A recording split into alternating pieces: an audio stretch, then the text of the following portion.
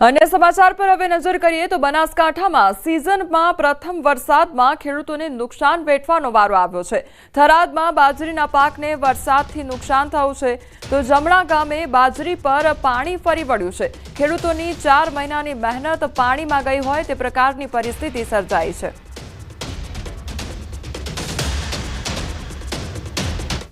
એ બાજરી કટિંગ કરેલી હતી ઈ પણ 2 દાડા મૂગી જાય અને જે ઘાસ હતું ઈ પણ બગડી જવાનું, કાળું પડી જવાનું છે। ઢોર ખાય એવું રહેવાનું નથી, પશુ ખાય એવું રહેવાનું નથી, એટલે નુકસાન તો ભયંકર। બનાસકાંઠાના થરાદ એપીએમસીમાં બેદરકારી સામે આવી છે। વરસાદમાં એપીએમસીમાં પલળી છે જણસ અને જીરું તેમજ બાજરીની જણસ પલળી જતા નુકસાન વેઠવાનો વારો આવ્યો છે। મોડી રાત્રે થરાદમાં 1 ઇંચ જેટલો વરસાદ ખાબક્યો, જેના કારણે ખેડૂતોને નુકસાન વેઠવાનો વારો આવ્યો છે તો જણસ પલળી ગઈ હોય તે પ્રકારની પરિસ્થિતિ સર્જાઈ છે।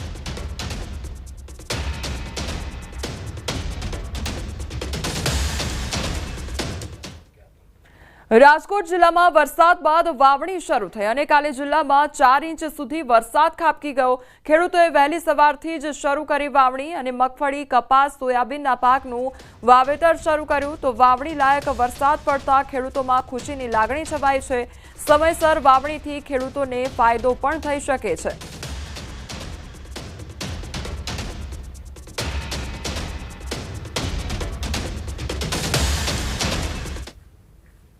સુરતમાં વીજપોલમાંથી કરંટ લાગતા યુવકનું મોત નીપજ્યું હોવાનો મામલો સામે આવ્યો છે તો પાણીપુરીની લારી ચલાવતા યુવકનું મોત નીપજ્યું છે। વરસાદના કારણે વીજપોલમાં કરંટ પ્રસર્યો હતો અને તંત્ર પર પરિવારનો બેદરકારીનો આરોપ લગાવવામાં આવી રહ્યો છે તો વીજ કરંટ લાગવાને કારણે તેનું મોત નીપજ્યું હોવાનો મામલો સામે આવ્યો છે તો પાણીપુરીની લારી ચલાવતો હતો આ યુવક અને તેનું મોત નીપજ્યું છે।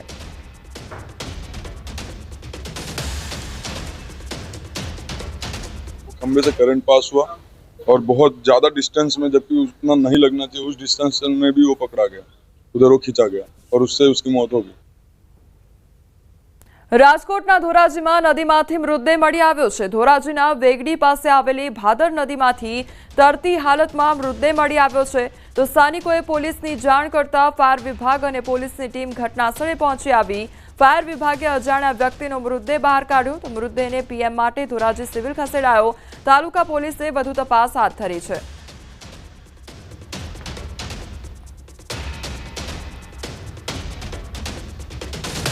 તો મૃતદેહ બહાર કાઢી પીએમ અર્થે ખસેડવામાં આવ્યો છે તો રાજકોટ ધોરાજીનો આ મામલો સામે આવ્યો છે કે જ્યાં ભાદર નદીમાંથી મૃતદેહ મળી આવ્યો છે તો મૃતદેહને પીએમ અર્થે ખસેડવામાં આવ્યો છે। વડોદરા જિલ્લાના ડભોઈના વણકરવાસમાં જીવતો વીજ વાયર તૂટ્યો હોવાની ઘટના બની છે। રોડ ઉપર ફટકા ફૂટતા હોય તે પ્રકારના દ્રશ્યો સામે આવ્યા હતા અને ફટાકડા ફૂટતા હોય તે પ્રકારના દ્રશ્યો સામે આવ્યા હતા ત્યારે લોકોમાં અફરાતફરી અને ભયનો માહોલ જોવા મળ્યો હતો। સ્થાનિકોએ વીજ વિભાગને જાણ કરતા વીજ પુરવઠો બંધ કરવામાં આવ્યો હતો તો સ્થળ પર કોઈ હાજર ન હોવાથી જાનહાનિ ટળી હતી। સમગ્ર ઘટનાનો વિડીયો અત્યારે વાયરલ થઈ રહ્યો છે। વડોદરા ડભોઈ વિસ્તારની આ ઘટના સામે આવી છે કે જ્યાં વણકરવાસમાં જીવતો જે વીજ વાયર હતો તે તૂટ્યો હોવાની ઘટના બની હતી।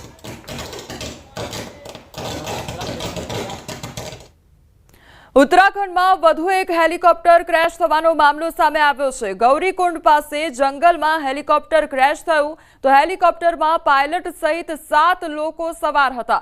ખરાબ હવામાનને કારણે હેલિકોપ્ટર ક્રેશ થયું અને દહેરાદૂનથી કેદારનાથ જઈ રહેલું હેલિકોપ્ટર સવારે 5:30 કલાકે ગૌરીકુંડ પાસે ક્રેશ થયું હતું તો સીએમ ધામીએ દુઃખ વ્યક્ત કર્યું છે અને 8 દિવસ પહેલા રુદ્રપ્રયાગમાં એક હેલિકોપ્ટરનું ઇમરજન્સી લેન્ડિંગ કરવામાં આવ્યું હતું અને લગભગ અઠવાડિયામાં આ બીજી જે ઘટના સામે આવી છે કે જ્યાં હેલિકોપ્ટર ક્રેશ થવાનો મામલો સામે આવ્યો છે। પહેલા ઇમરજન્સી લેન્ડિંગ કરવામાં આવ્યું હતું અઠવાડિયા અગાઉ અને અઠવાડિયા બાદ આજે બીજી ઘટના સામે આવી છે તેમાં હેલિકોપ્ટર ક્રેશ થવાનો મામલો સામે આવ્યો છે અને આ હેલિકોપ્ટરમાં 7 લોકો સવાર હતા જેમના મોત નીપજ્યા છે।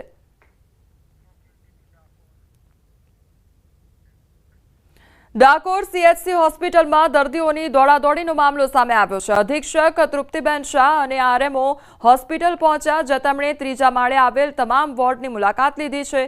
અધિક્ષક તૃપ્તિબેન શાહે જણાવ્યું કે વાવાઝોડાની હવાને કારણે વોર્ડ 15માં પંખો ફાયર સેફટીની પાઇપ સાથે અથડાયો હતો, તો પાઇપને નુકસાન થતાં આગ ઓલવવાનું જે કેમિકલ યુક્ત પાણી નીકળવા લાગ્યું હતું, ત્યારે લોકોએ પાણીને ગેસ સમજી લીકેજ થયું હોવાનું માની દોડાદોડી કરવા લાગ્યા હતા. ફાયરની જે સ્પ્રિંકલર છે ને એ તૂટી ગયું, એટલે એમાંથી પાણી અચાનક પડ્યું, એટલે દર્દીઓ ગભરાઈ ગયા કે કોઈ પાઇપ ફાટી એવું કરીને. એટલે સિસ્ટરે બધાને નીચે જવાનું કીધું, પણ દર્દીઓ બધા દોડીને છેક બહાર જતા રહ્યા. પછી અમારા એ લોકોએ તરત તાત્કાલિક પગલાં લઈ અને બધા જે કંઈ બંધ કરવાનું હતું પાણીનું એ બધું બંધ કરી દીધું અને ઘટના સ્થળે અમે બધા પહોંચી ગયા અને અત્યારે બધું વ્યવસ્થિત પતી ગયું છે.